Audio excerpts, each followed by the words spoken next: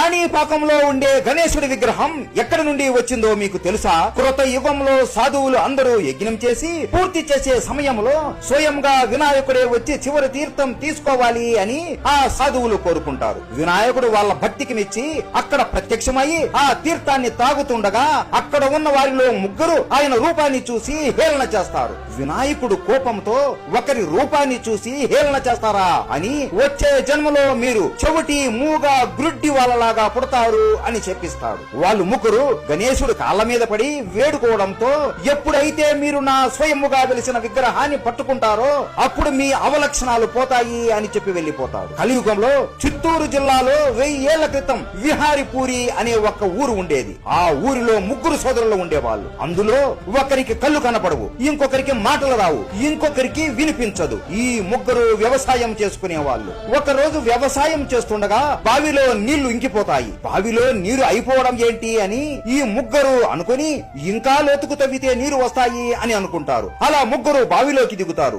ఒకడు గుణపంతో తవ్వుతుంటే మిగతా ఇద్దరు మట్టిని తీస్తూ ఉంటారు. అలా ఒక రాయి అతనికి అడ్డు వస్తుంది. ఆ రాయిని విరగ్గొట్టాలి అని గుణపంతో గట్టిగా కొడతాడు. వెంటనే ఆ రాయి నుండి రక్తం రావడం మొదలవుతుంది. ఆ రక్తం ముగ్గురికి తగలగానే వాళ్లకు ఉన్న అవలక్షణాలు అన్ని నయమైపోతాయి.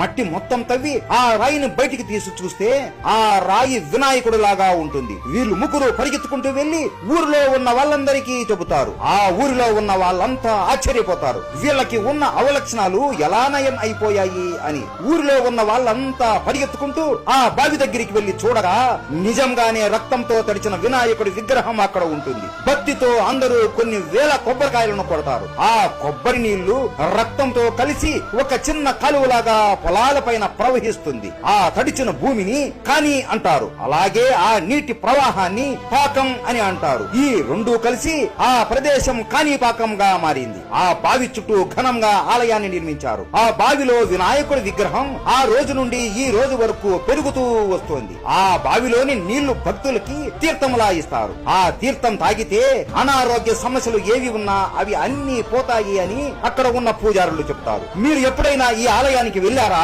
కామెంట్ చేయండి. అందరూ చెప్పండి. గణపతి బప్పా మోరియా.